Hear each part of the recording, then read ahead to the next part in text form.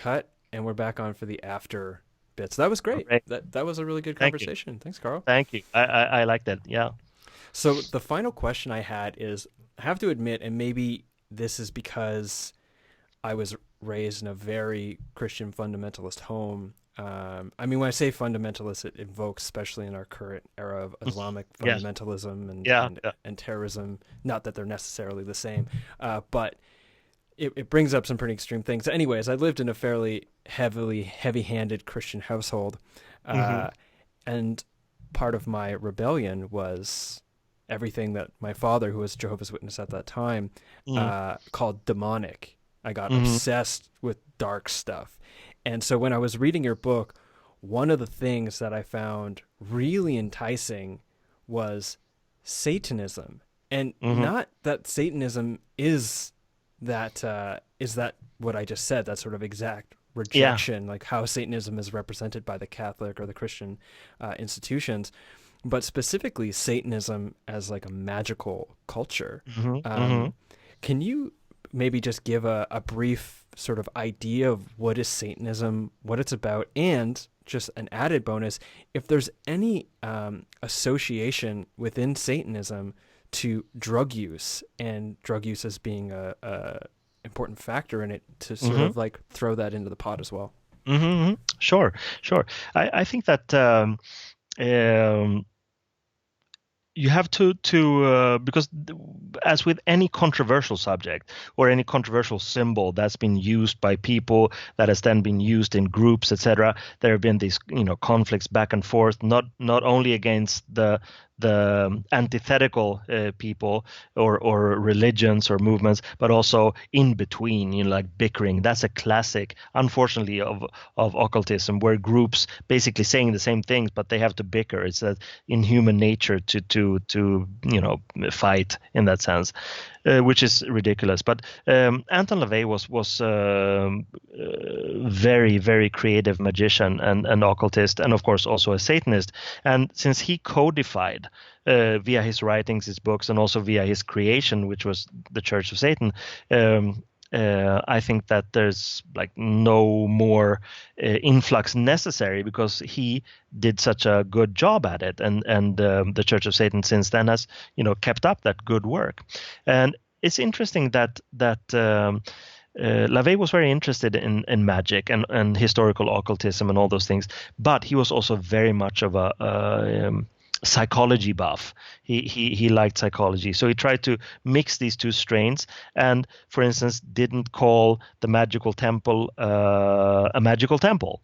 He called it an intellectual decompression chamber. Meaning, he did exchange terminology and used a lot of dark symbols, dark imagery, mainly to provoke, but also to provoke himself and the people who were there, because everyone comes from somewhere, and he was certainly not a Christian, or I mean, he was raised if as what do you call it?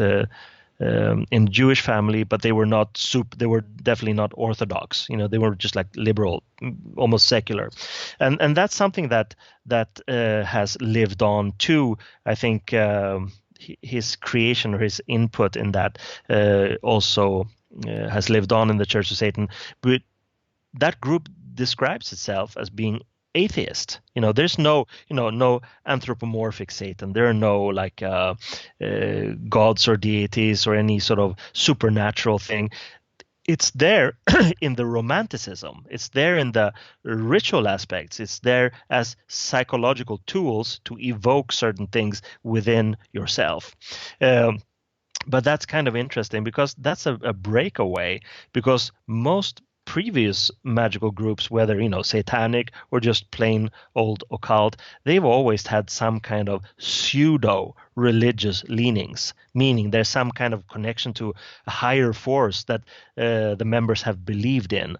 So I think that that's one of the reasons that why he was such an interesting character, and why the Church of Satan is very interesting, because it's basically an atheist magical group. Um, and I told you before in the main thing that that group, for instance, they have a very hard time with things spiritual. They would never clothe things in a spiritual language. And I feel the same way. Maybe I've been affected by them, but I prefer to call things outer and inner. There's a definite, for me, an inner sphere where I can process things that are in my mind, in my, emotional sphere, etc. But it's not necessarily something spiritual. That becomes more vague, more fluffy. And I think that that's one of the main contributions. Then, there's an endless amount of stuff that we could talk about in terms of the magic that was there, the magic ideas that he had. And there's an entire chapter in the book actually about him as being a very magical innovator. And that's something that people don't really think that much about. They're very prone to just sort of discard him as some kind of charlatan, but he certainly wasn't. I found him very intelligent, very humorous, and those qualities are necessary if you want to sort of work at this, not only as a private practitioner in a way, but also if you want to be in the public sphere, more or less. And he did a great job, I think. And then concerning stuff, if you look at the Church of Satan, there's quite a stern opposition against drugs, but that's mainly because of, I would say legal reasons for sure, but also this thing where there's this appreciation of clarity, meaning intellectual clarity and mental clarity, meaning that you're unclouded, not befuddled by something. And in a way, maybe that ties in a little bit with my approach also, is that sometimes it's hard with psychedelics, for instance, when you're doing ritual, because it's so easy to be sidetracked and focus in, zoom in on details that were not there from the beginning, so to speak. That was not the intention to enjoy the incense when the focus originally was something completely different.